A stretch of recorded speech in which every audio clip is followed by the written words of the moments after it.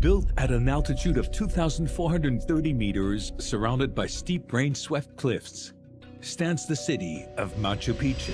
High in the clouds of Peru stands a riddle in stone. Is a feat of architecture built by the Incas more than 500 years ago. A city with no roads, no markets, no reason to exist, yet it endures. Was Machu Picchu a palace, a temple, or something far stranger carved into the bones of the earth? The impossible city. When Yale professor Hiram Bingham hacked through the tangled brush of the Andes in 1911, he thought he had found the lost city of the Incas. To the Western world, it was a revelation. To the local Quechua farmers who guided him there, it was no discovery at all. They had always known the ruins that loomed above the Urubamba River. At first glance, Machu Picchu seemed to defy the laws of survival.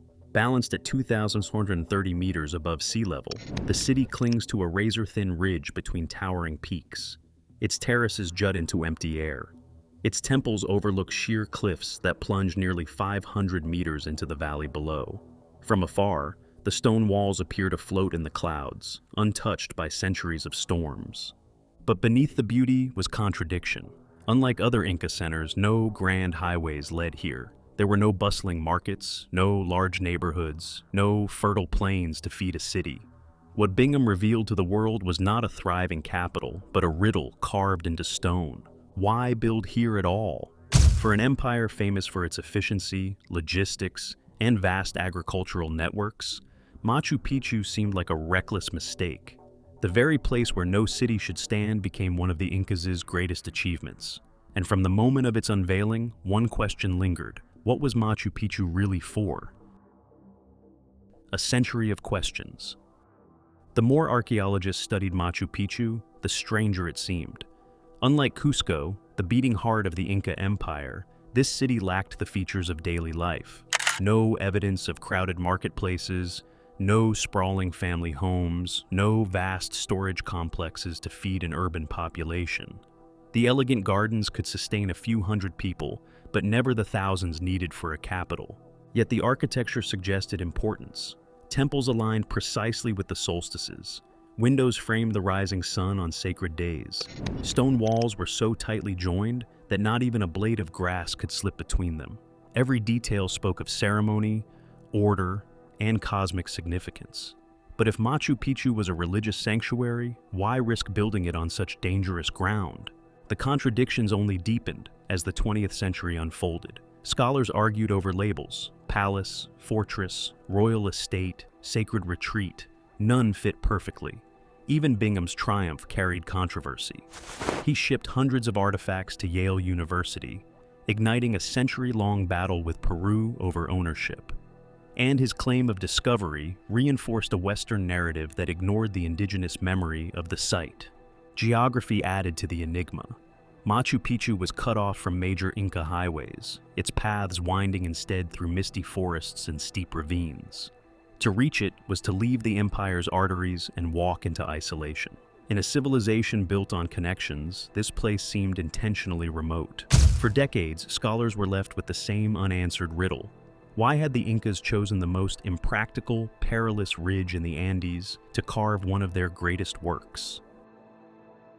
Cracking the mountain. For over a century, Machu Picchu remained an enigma. Then in 2019, a breakthrough came not from archaeology, but from geology. Brazilian scientist Rualdo Menegat and his team turned their attention away from artifacts and temples, and instead studied the very ground beneath the city. What they uncovered would transform our understanding of the site. Using satellite imagery, geological mapping, and field surveys, Menegat traced a web of fault lines running directly under Machu Picchu. At first glance, this seemed like a disaster waiting to happen. Why would the Incas, master builders of the Andes, deliberately choose an earthquake-prone ridge? The answer was hidden in the fractures themselves. These fault lines provided three essential gifts. First, they created natural quarries. The granite that forms Machu Picchu's iconic walls was fractured by seismic stress, breaking into blocks ready for shaping. Instead of dragging stones for miles, builders could split and carve rock directly on site. Second, the cracks channeled water. In a region where heavy rains threatened floods and landslides, The fractures acted like veins, guiding runoff into safe pathways. The Incas built canals and fountains that amplified this natural drainage, preventing erosion that would have destroyed less stable settlements. Third, the fractured bedrock offered earthquake resilience. Solid rock shatters violently during tremors, but broken rock disperses energy. By building along these fault lines, the Incas reduced seismic damage, turning what modern engineers see as weakness into strength. Suddenly, the paradox began to resolve. Machu Picchu was not a reckless gamble, but a masterpiece of geological strategy. The Incas had read the mountain like a living map, seeing opportunity where others saw danger. What looked like an impossible city was, in fact, perfectly placed. Engineering with the earth. Machu Picchu is often admired for its breathtaking terraces and temples, but the city's real genius lies beneath the surface. Archaeologists estimate that nearly 60% of its infrastructure is hidden underground. Drainage channels, retaining walls, and stone foundations designed to hold the mountain together. What visitors see today is only the tip of a vast engineering iceberg. The Incas built on granite, one of the hardest rocks on Earth, yet they did not need iron chisels or wheels. Fault lines had already fractured the bedrock into workable pieces. Using hammerstones, they split these blocks along natural seams, shaping them so precisely that the joints remained tight half a millennium later. The mountain itself became their quarry, saving untold labor while producing stones that fit together with uncanny precision. But stone was only half the equation. Water defined life at 2,430 meters, and the Incas mastered it. A natural spring near the site was captured by a carefully engineered canal stretching over 700 meters. That canal fed 16 cascading fountains, providing clean water for residents, ceremonies, and agriculture. More importantly, it regulated flow during torrential rains. Runoff was guided into controlled channels, rather than allowed to destabilize the slopes. Even the terraces served more than agriculture. Layered with gravel, sand, and soil, they acted as massive filters, dispersing water downward while preventing erosion.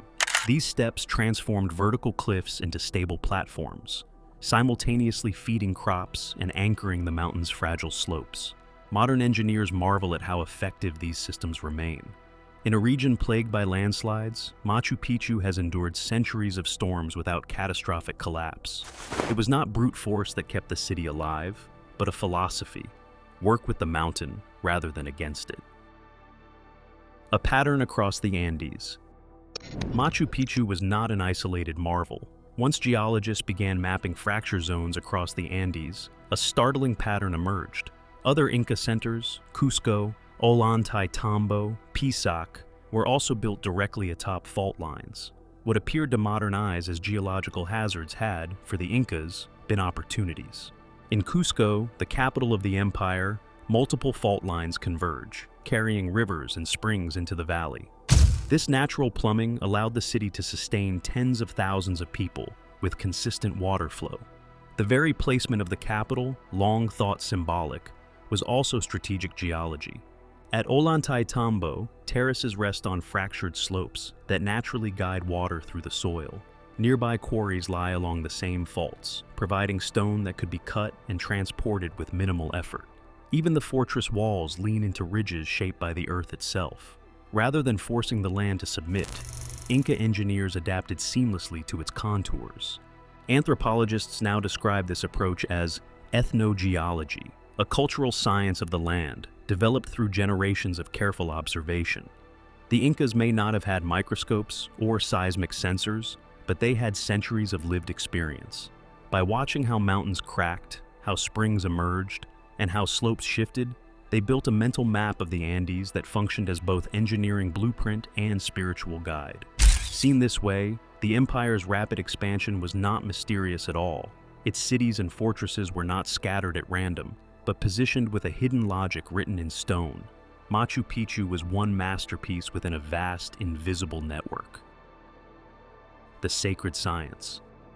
For the Incas, mountains were not mute rock. They were apus, living spirits that watched over valleys, rivers, and people.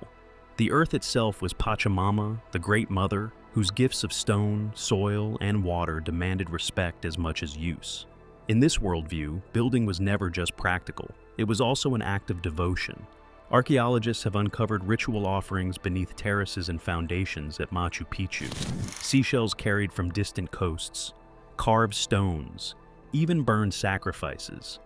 These were not random deposits. They were ceremonies to honor the mountain before construction began. Each wall was both an engineering achievement and a prayer carved in granite. Even alignments held dual meanings. Windows that framed solstice sunrises ensured astronomical precision, but they also tied the city to cycles of fertility and renewal. Terraces that stabilized soil mirrored the flanks of sacred peaks. Water channels did more than prevent floods. They turned the flow of rain into a visible blessing, cascading in stone fountains that still trickle today. What modern science interprets as engineering, the Incas understood as sacred balance. To them, stability came not from conquering the mountain, but from honoring it. Faith and physics were inseparable, and it is this fusion that allowed Machu Picchu to endure.